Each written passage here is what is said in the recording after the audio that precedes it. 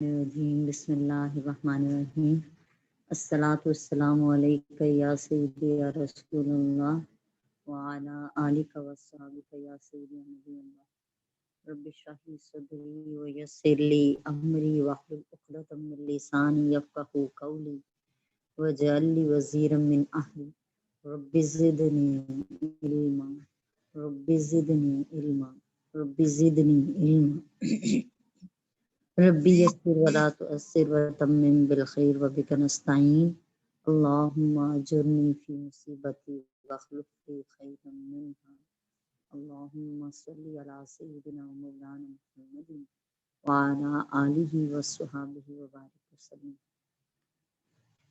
اعوذ باللہ من الشیطان الرجیم بسم اللہ الرحمن الرحیم۔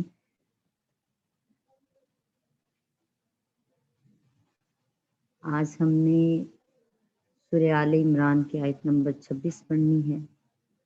اللہ تعالیٰ ہمیں اس کی صحیح سمجھ بوجھ عطا فرمائے اور کان، زبان اور دل کے فتنے سے محفوظ رکھے۔ اعوذ باللہ من الشیطان الرجیم بسم اللہ الرحمن الرحیم۔ قل اللہم مالک الملک تؤتی الملک من تشاء وتنزع الملک ممن تشاء وتعز من تشاء وتذل من تشاء بیدک الخیر انک علی کل شیء قدیر۔ قل فرما دیجئے اللہم اے ہمارے اللہ، مالک الملکی سب پوری سلطنت کے مالک، تؤتی الملک تو جسے چاہتا ہے اپنی سلطنت عطا کرتا ہے، من تشاء جسے چاہتا ہے، وتنزع الملک اور جسے چاہتا ہے سلطنت چھین لیتا ہے،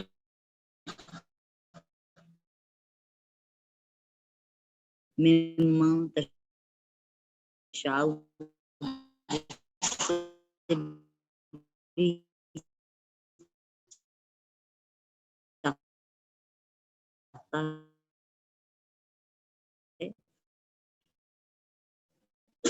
سلطنت چھین لیتا ہے، وہ تو چاہتا ہے۔ شیطان الرجیم بسم اللہ الرحمن الرحیم۔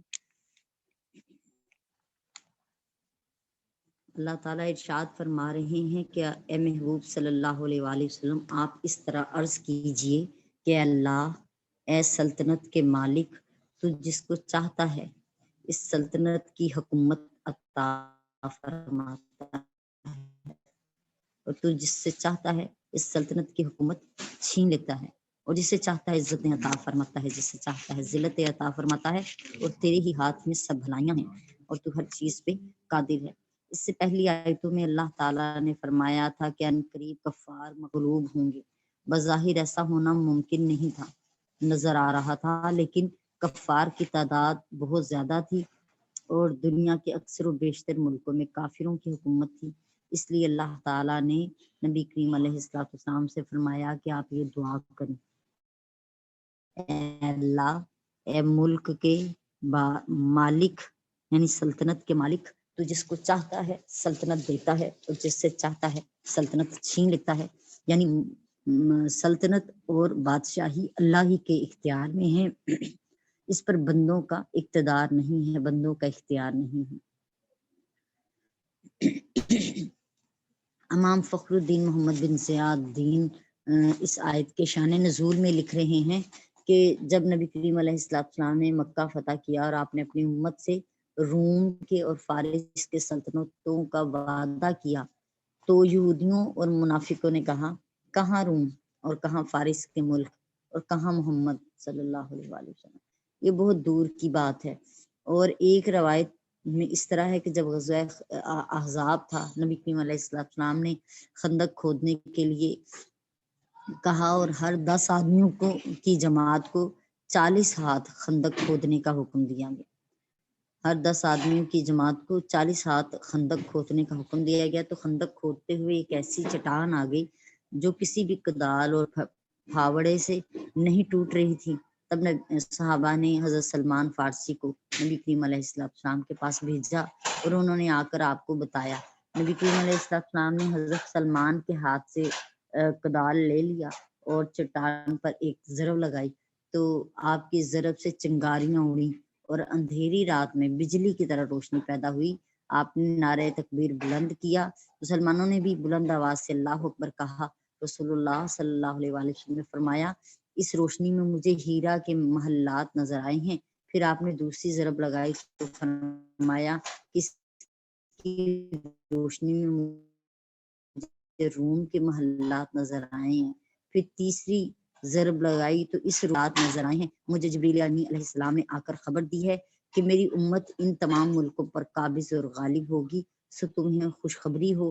یہ سن کر منافقوں نے کہا کہ تم کو اپنے نبی پر تعجب نہیں ہوتا کہ وہ تم سے جھوٹے وعدے کرتا ہے اور تمہیں خبر دیتا ہے کہ وہ یثرب سے ہیرا اور مدائن کسرا کے محلات کو دیکھ رہا ہے اور ملک تمہارے لیے فتح ہوں گے، حالانکہ تمہارے خوف کے خندقیں کھود رہے ہو اور تم میں اتنی بھی طاقت نہیں کہ ان خندقوں سے باہر نکل کر اپنے دشمن کا مقابلہ کر سکو۔ تب یہ آیت نازل ہوئی کہ محبوب صلی اللہ علیہ وآلہ وسلم آپ دعا کیجئے کہ اللہ اے سلطنت کے مالک، تو جسے چاہے سلطنت دیتا ہے، جسے چاہتا ہے سلطنت چھین لیتا ہے۔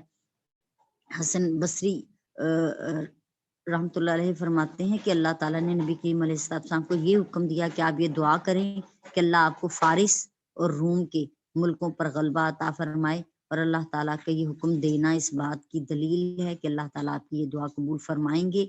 اور انبیاء اکرام کے مقامات اسی طرح ہیں، انہیں جب کسی دعا کا حکم دیا جاتا ہے تو وہ دعا قبول ہو جاتی ہے۔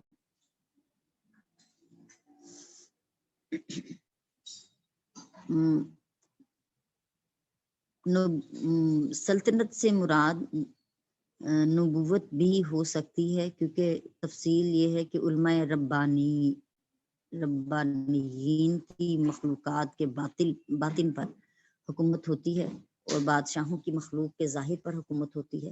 انبیاء علیہ السلام جو ہیں وہ ان کا حکم مخلوق کے ظاہر اور باطن دونوں پر نافذ ہوتا ہے، اور علماء ہوں یا حکام ہوں دونوں نبی کریم علیہ السلام کے حکم کے تابع ہیں۔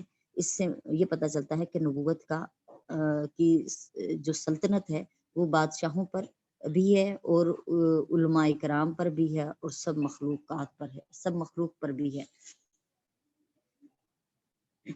مشرکین جو تھے وہ نبی کریم علیہ السلام کی نبوت کا انکار کر رہے تھے، اور وہ بشریت کیوں کر رہے تھے؟ اس لیے کہ بھی ایک بشر کو کیوں نبوت عطا کی گئی ہے۔ وہ تعجب سے کہتے تھے کہ اللہ نے بشر کو رسول بنا کر بھیجا ہے۔ اللہ تعالیٰ نے اس کے رد میں فرمایا کہ اللہ تعالیٰ اگر کسی فرشتے کو بھی رسول بناتا تو اس کو انسان کی شکل میں ہی بھیجتا۔ پھر وہ اسی شبے میں مبتلا ہوتے، اور بعض مشرکین یہ کہتے تھے کہ اگر کسی بشر نے ہی رسول ہونا تھا تو اللہ تعالیٰ کسی بڑے دولت مند یا کسی بڑے سردار کو رسول بناتا، ایک خاک نشین یتیم کو اللہ نے رسول کیسے بنا دیا؟ یہود کہتے تھے کہ نبوت تو ہمارے آباء اور اسلاف میں تھی، قریش ان پڑھ لوگ ہیں، ان میں نبی کیسے مبعوث ہو گیا؟ اللہ تعالیٰ نے ان تمام منکروں کو رد فرماتے ہوئے کہا کہ اللہ تعالیٰ ہی سب سلطنتوں کا مالک ہے، نبوت کا مالک ہے، جسے چاہتا ہے نبوت عطا کرتا ہے۔ اس تقریر پر یہ اعتراض ہے کہ یہ ملک چھیننے کا معنی ہوگا کہ وہ جس سے چاہے نبوت چھین لیتا ہے، حالانکہ اللہ تعالیٰ کسی نبی سے نبوت طلب نہیں کرتا۔ اس کا جواب یہ ہے کہ اللہ تعالیٰ ایک شخص کی نسل میں نبوت رکھے اور اس میں نسل در نسل نبی آتے رہیں، پھر اللہ چاہے تو اس شخص کی کسی اور شخص کی نسل سے نبوت رکھ دے، تو یہ بات اس پر ثابت آ جائے گی کہ اللہ تعالیٰ نے اس شخص کی نسل سے، پہلے شخص کی نسل سے نبوت کو سلب کر لیا اور دوسرے شخص کو نبوت عطا کر دی۔ اور یہاں پہ بھی ایسے ہی ہوا تھا، بنی اسرائیل کی نسل در نسل نبوت رکھی گئی، اور پھر یہ نبوت بنی اسماعیل کی نسل میں سے نبی کریم علیہ السلام کو عطا فرمائی گئی۔ اللہ تعالیٰ خیر اور شر دونوں کا ہی خالق و مالک ہے، لیکن یہاں فرمایا کہ سب خیر تیرے ہی دست قدرت میں ہے۔ شر کا ذکر نہیں فرمایا کیونکہ ادب کا تقاضا ہے کہ اللہ کی طرف شر کی نسبت نہ کی جائے، بلکہ شر کی نسبت اس کے اپنے کسب کی طرف کیا جائے۔ اور قرآن پاک میں بھی اس حوالے سے آیا کہ اپنی تربیت یوں کر اپنے نفس کی کہ اگر تجھ سے کچھ اچھا کام ہو تو اسے اپنے مالک کی نسبت کر، اور اگر تجھ سے کچھ غلط کام ہو جائے تو برائی کا مرتکب ہو تو اسے اپنے نفس کی برائی کا نتیجہ جان۔ لیکن اللہ تعالیٰ تو اپنے بندے کے لیے خیر ہی رکھتا ہے، اور اللہ تعالیٰ اپنے بندے کے لیے پر ظلم کرنے والا نہیں ہے۔ سو انسان اپنے ارادے سے شر کا انتخاب کرتا ہے اور اس شر کے راستے کو اختیار کرتا ہے، اس پر چلنا شروع کر دیتا ہے، اللہ تعالیٰ اس کے لیے وہ راستے کھول دیتا ہے۔ اللہ تعالیٰ کا ارشاد ہے کہ تو ہی رات کو دن میں داخل کرتا ہے اور دن کو۔ اعوذ باللہ من الشیطان الرجیم، بسم اللہ الرحمن الرحیم۔ اگلی آیہ کریمہ ہے آیت نمبر 27، تولج اللیل فی النہار وتولج النہار فی اللیل وتخرج الحی من المیت وتخرج المیت من الحی وترزق من تشاء بغیر حساب۔ تولج تو داخل کرتا ہے، لیلا رات کو، فی النہار دن میں، وتولج النہار فی اللیل اور تو داخل کرتا ہے دن کو رات میں، وتخرج الحی من المیت اور تو نکالتا ہے بے جان سے جاندار کو، وتخرج المیت من الحی اور تو جاندار سے بے جان کو نکالتا ہے، وترزق من تشاء اور تو جسے چاہتا ہے رزق عطا فرماتا ہے، بغیر حساب، بغیر حساب کے رزق دیتا ہے۔ اللہ تعالیٰ کی قدرت کے عظیم مظاہر میں سے ایک مظہر یہ ہے کہ وہ رات کو دن میں اور دن کو رات میں داخل فرما دیتا ہے۔ سردیوں میں راتیں بتدریج لمبی ہوتی رہتی ہیں اور دن چھوٹا ہوتا رہتا ہے، گرمیوں میں دن بتدریج لمبے ہوتے ہیں اور راتیں چھوٹی ہوتی ہیں۔ کبھی دن اور رات میں بہت فرق ہوتا ہے، کبھی دونوں اعتدال میں ہوتے ہیں، اور جو قطبین ہیں ان میں تو یہ فرق بہت زیادہ ہو جاتا ہے، وہاں 6 ماہ کا دن ہے اور 6 ماہ کی رات ہے۔ بلغاریہ میں سورج غروب ہونے کے 1 گھنٹے بعد صبح طلوع ہو جاتی ہے، وہاں کے رہنے والے عشاء کی نماز کا وقت ہی نہیں پاتے۔ اللہ تعالیٰ زندہ کو مردہ سے نکالتا ہے، تو اس سے مادی طور پر نکالنا مراد ہے، جیسے اللہ تعالیٰ بیج سے درخت بنا دیتا ہے، ایک نطفے سے پورا ایک مکمل انسان تخلیق کر دیتا ہے، اور انڈے میں سے پرندہ یا جانور نکل آتا ہے۔ گویا اس سے مانوی طور پر نکالنا ہے، مراد ہے کہ جیسے اللہ تعالیٰ جاہل سے عالم کو پیدا کرتا ہے، کافر سے مومن کو پیدا کرتا ہے، اور مردہ کو زندہ سے نکالتا ہے، اسی طرح بیج کو درخت سے اور نطفے کو انسان سے اور جاہل کو عالم سے اور کافر کو مومن سے پیدا کرتا ہے، اور جس کو چاہتا ہے مال اور رزق سے بے حساب عطا فرما دیتا ہے۔ یعنی اللہ تو اس پر قادر ہے کہ عجم سے ملک چھین کر عرب کو عطا کر دے، اور بنی اسرائیل سے نبوت لے کر بنی اسماعیل کو عطا کر دے۔ اعوذ باللہ من الشیطان الرجیم، بسم اللہ الرحمن الرحیم۔ آیت نمبر 28 ہے جی، لا يتخذ المؤمنون الکافرین اولیاء من دون المؤمنین ومن یفعل ذلک فلیس من اللہ فی شیء الا ان تتقوا منهم تقاۃ ویحذرکم اللہ نفسہ والی اللہ المصیر۔ لا يتخذ المؤمنون الکافرین اور کافر جو ہیں اور جو مومن ہیں وہ کافروں کو دوست نہ بنائیں، اولیاء دوست نہ بنائیں، من دون المؤمنین مسلمانوں کو چھوڑ کر، مسلمانوں کے علاوہ کسی کافر کو دوست نہ بنائیں۔ ومن یفعل ذلک اور جو ایسا کرے گا کہ مومنوں کے علاوہ کافروں کو بھی دوست رکھے گا، فلیس من اللہ فی شیء تو اس سے اللہ سے کوئی تعلق نہیں، الا ان تتقوا یہ کہ وہ بچاؤ کے لیے ایسا کرے، منہم ان سے بچنے کے لیے ایسا کرے، تقاتن ویحذرکم اللہ نفسہ اور اللہ تو تمہیں اپنی ذات سے ڈراتا ہے، وإلی اللہ المصیر اور اللہ ہی کی طرف لوٹ کر جانا ہے۔ اس سے پہلی آیت میں اللہ تعالیٰ نے بتایا تھا کہ اللہ تعالیٰ کی تعظیم اور حمد و ثنا اور اس سے دعا کس طرح کرنی چاہیے۔ سو اللہ تعالیٰ کے ساتھ معاملے کا بیان تھا۔ اس آیت میں بندوں کے ساتھ معاملے کا بیان ہے کہ مسلمانوں پر لازم ہے کہ وہ مسلمانوں کے ساتھ دوستی اور محبت رکھیں اور کفار کے ساتھ دوستی اور محبت نہ رکھیں۔ نیز اس سے پہلی آیت میں کفار کا بیان تھا اور اس آیت میں کفار کے ساتھ محبت اور ان سے رغبت رکھنے سے منع فرمایا گیا ہے۔ مسلمانوں کو چاہیے کہ اللہ تعالیٰ کی دشمنوں سے محبت نہ رکھیں، اللہ سے اور اللہ کے اولیاء سے محبت رکھیں، کیونکہ وہی اللہ ہی مالک الملک ہے۔ وہ جس کو چاہتا ہے ملک عطا کر دیتا ہے، جسے چاہتا ہے اس سے ملک چھین لیتا ہے، جسے چاہتا ہے عزت نہیں عطا فرماتا ہے، جسے چاہتا ہے ذلت میں مبتلا کر دیتا ہے۔ اس آیہ کریمہ کے شان نزول میں کچھ یوں بیان ہے کہ حضرت ابن عباس رضی اللہ تعالیٰ عنہما نے بیان کیا کہ یہودیوں میں سے کعب بن اشرف، ابن الاوئی، الحقیق اور قیس بن زید کی بعض انصار صحابہ سے باطنی دوستی تھی تاکہ وہ ان مسلمانوں کے ان کے دین سے الگ کر دیں، متنفر کر دیں۔ حضرت رفاع بن منذر، حضرت عبداللہ بن جبیر، حضرت سعد بن خصیمہ نے ان انصار سے کہا کہ وہ ان یہودیوں کے ساتھ باطنی دوستی رکھنے سے اجتناب کریں، کیونکہ یہ مسلمان نہیں، باطنی دوستی رکھنے سے بچیں، اجتناب کریں۔ لیکن یہ مسلمان جو تھے، انصار جو تھے، انہوں نے انکار کیا ماننے سے اور یہودیوں کے ساتھ باطنی دوستی رکھنے پر ہی مصر رہے۔ تب یہ آیہ کریمہ نازل ہوئی کہ ایمان والے مومنوں کے علاوہ کافروں کو دوست نہ بنائیں، اور جس نے ایسا کیا وہ اللہ کی حمایت میں یا اللہ کی عبادت میں یا اللہ والوں کی جماعت اور اللہ کے مقربین میں بالکل نہیں ہے۔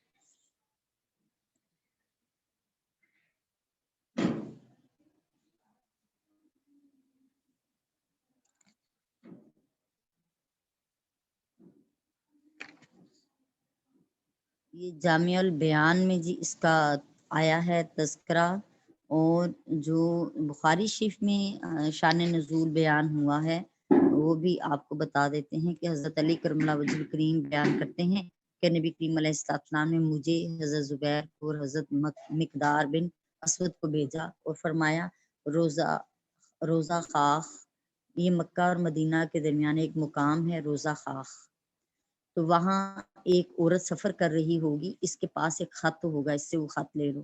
ہم اپنے دوڑتے گھوڑے دوڑاتے ہوئے روانہ ہوئے، یہاں تک کہ ہم اس روزہ میں پہنچ گئے تو وہاں وہ مسافرہ تھی۔ ہم نے اس سے کہا وہ خط نکالو، اس نے کہا میرے پاس کوئی خط نہیں۔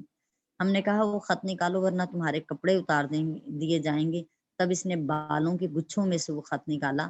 ہم وہ خط لے کر نبی کریم علیہ السلام کے پاس آئے۔ اس خط میں لکھا ہوا تھا کہ یہ خط حاطب بن ابی بلتع کی طرف سے مشرکین مکہ کی طرف ہے۔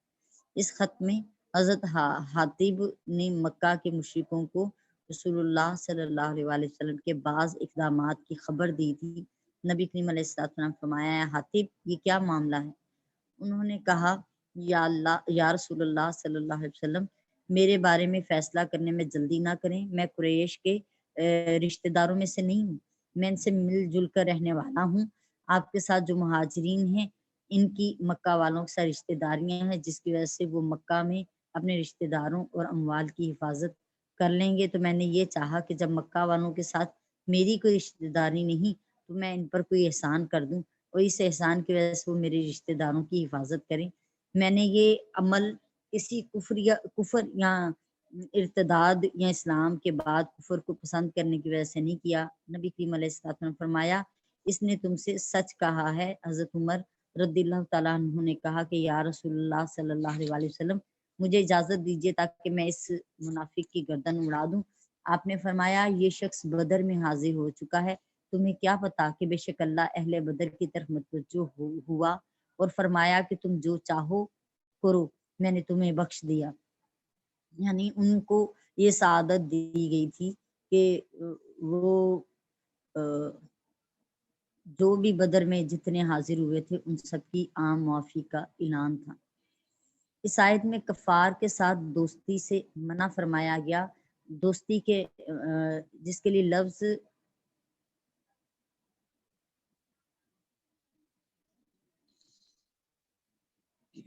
موالات لفظ جو ہے وہ استعمال ہوتا ہے، اور موالات کا معنی ہے محبت اور قلبی لگاؤ۔ یہ محبت رشتہ داری کی وجہ سے ہوتی ہے یا پرانی دوستی کی وجہ سے ہوتی ہے یا نئی شناسائی کی وجہ سے ہوتی ہے جو غیر اختیاری ہے، اور جو چیز غیر اختیاری ہو وہ شرعاً معاف ہے اور درجہ اعتبار سے ساکت ہے۔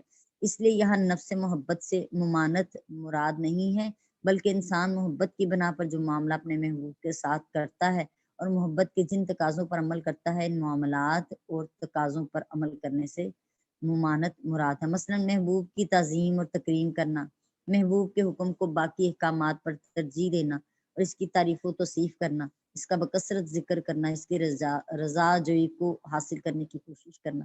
سو کفار کی تعظیم و تکریم کرنا، ان کی تعریف و توصیف کرنا، ان کا بکثرت ذکر کرنا، ان کے احکام کو باقی احکامات پر ترجیح دینا، ان کی رضا جوئی کی کوشش کرنا، اپنے دین اور عبادت کے معاملات میں ان سے مدد حاصل کرنا اور ان کو ہمراز بنانا، ان کے ساتھ شادی بیاہ کے تعلق استوار کرنا، تمام امور جو ہیں ان کافروں کے ساتھ جائز نہیں ہے۔ البتہ کفار کو اپنا نوکر اور غلام بنانا، یہ ان سے اس طرح کی مدد لینا جس طرح مالک نوکروں سے مدد لیتا ہے، اور برتری کے ساتھ ان پر تعلق رکھنا جو ہے وہ جائز ہے۔ اسی وجہ سے اہل کتاب کی عورتوں کے ساتھ نکاح کرنا جائز ہے، لیکن ان کی مردوں کے ساتھ مسلمان عورتوں کا نکاح جائز نہیں ہے۔ اسی طرح بغیر کسی معاشی مجبوری کے ان کی نوکری اور ملازمت کرنا بھی جائز نہیں ہے۔ امام مسلم حضرت عائشہ صدیقہ رضی اللہ تعالیٰ عنہ سے روایت کرتے ہیں کہ نبی کریم علیہ السلام بدر کی طرف جا رہے تھے۔ جب آپ مدینے سے 4 میل دور ایک مقام پر پہنچے تو ایک شخص ملا جس کی جرأت اور طاقت کا بہت چرچا تھا۔ نبی کریم علیہ السلام کے صحابہ اس کو دیکھ کر بہت خوش ہوئے۔ اس نے کہا میں آپ کا ساتھ دینے آیا ہوں تاکہ مال غنیمت میں سے مجھے بھی حصہ ملے۔ رسول اللہ صلی اللہ علیہ وآلہ وسلم نے اس سے پوچھا کہ تم اللہ اور اس کے رسول پر ایمان لاتے ہو؟ اس نے کہا نہیں۔ آپ نے فرمایا پھر واپس چلے جاؤ، میں کسی مشرک کی مدد ہرگز طلب نہیں کروں گا۔ وہ دوبارہ پھر آیا اور مدد کی پیشکش کی۔ آپ نے پھر یہی فرمایا میں کسی مشرک سے ہرگز مدد طلب نہیں کروں گا۔ بالآخر وہ مسلمان ہو گیا تو آپ نے اس کو ساتھ لے لیا۔ خلاصہ یہ ہے کہ عزت، وقار اور غلبے کے ساتھ مشرکین کے ساتھ معاملہ کرنا جائز ہے، اور ذلت اور خواری کے ساتھ مشرکوں کے ساتھ کسی بھی قسم کا معاملہ کرنا جائز نہیں ہے۔ اس تفصیل کے ساتھ کافروں اور مشرکوں کے ساتھ جو دوستیاں ہیں وہ جائز نہیں ہیں، البتہ ان کے ساتھ انسانی ہمدردی کا معاملہ کرنا، گفتگو اور برتاؤ میں نرمی کرنا اور معاشرتی برتاؤ کرنا جو ہے وہ درست ہے، اور دنیا داری کے لیے حق کو چھپانا وہ درست عمل نہیں ہے۔ ہم ان تمام امور میں قرآن مجید اور احادیث کے حوالے سے دیکھتے ہیں۔ قرآن پاک میں حکم آیا کہ اے ایمان والو میرے اور اپنے دشمن کو دوست نہ بناؤ، تم ان کو دوستی کا پیغام بھیجتے ہو حالانکہ انہوں نے اس حق کا انکار کیا اور تمہارے پاس آیا ہے اس حق کا انکار کیا ہے۔ احادیث میں سے بھی دیکھ لیتے ہیں، حضرت ابو ہریرہ رضی اللہ تعالیٰ عنہ بیان کرتے ہیں مسلم شریف سے کہ رسول اللہ صلی اللہ علیہ وآلہ وسلم نے فرمایا میری امت کے آخر میں کچھ ایسے لوگ ظاہر ہوں گے جو تمہارے سامنے ایسی حدیثیں بیان کریں گے جن کو تم نے نہ سنا ہوگا اور نہ تمہارے باپ دادا نے سنا ہوگا، تم ان سے دور رہنا اور وہ تم سے دور رہیں۔ عائشہ صدیقہ رضی اللہ تعالیٰ عنہا بیان کرتی ہیں کہ نبی کریم علیہ السلام نے فرمایا جب تم ان لوگوں کو دیکھو جو آیات متشابہات کی تعویل کرتے ہیں تو یہی وہ لوگ ہیں جن کے بارے میں اللہ تعالیٰ نے فرمایا کہ ان کے دلوں میں کجی ہے، ان سے بچو، اجتناب کرو۔ حضرت حذیفہ سے روایت ہے جی، بیان کرتے ہیں کہ نبی کریم علیہ السلام نے فرمایا ہر امت کے مجوس ہیں، اور اس امت کے مجوس وہ لوگ ہیں جو تقدیر کے منکر ہیں، وہ اگر مر جائیں تو ان کے جنازے پر نہ جاؤ، اور اگر وہ بیمار ہوں تو ان کی عیادت نہ کرو۔ ابو داؤد کی حدیث پاک ہے، حضرت عمر بن خطاب رضی اللہ تعالیٰ عنہ بیان کرتے ہیں کہ نبی کریم علیہ السلام نے فرمایا جو تقدیر کے منکرین ہیں، نہ ماننے والے ہیں، ان کے ساتھ نہ بیٹھو اور نہ ہی ان سے بحث کرو۔ حضرت عمر بن خطاب روایت کرتے ہیں کہ رسول اللہ صلی اللہ علیہ وآلہ وسلم نے فرمایا، عائشہ صدیقہ سے فرمایا کہ جن لوگوں نے دین میں تفریق کی ہے، فرق کیا ہے، وہ ایک گروہ تھا، اس سے مراد بدعتی اور گمراہ لوگ ہیں، ان کی توبہ نہیں ہے، میں ان سے بری ہوں اور وہ مجھ سے بری ہیں، یعنی نہ میرا ان سے کوئی تعلق ہے نہ ان کا مجھ سے کوئی تعلق ہے۔ حضرت انس سے روایت ہے، نبی کریم علیہ السلام نے فرمایا اللہ نے مجھے منتخب فرما لیا اور میرے لیے اصحاب کو اور سسرال کو منتخب فرمایا۔ ان قریب ایسے لوگ آئیں گے جو میرے اصحاب اور سسرال والوں کو برا کہیں گے اور ان کے عیب نکالیں گے، تم ان کے ساتھ مت بیٹھنا، ان کے ساتھ نہ کھانا پینا اور نہ ہی ان کے ساتھ نکاح کرنا۔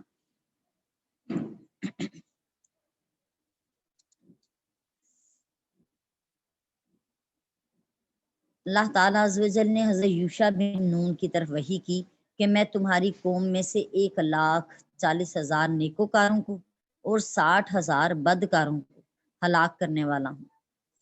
حضرت یوشع نے عرض کیا ہے اللہ تو بدکاروں کو تو ہلاک فرمائے گا، یہ نیکوکاروں کو کیوں ہلاک فرمائے گا؟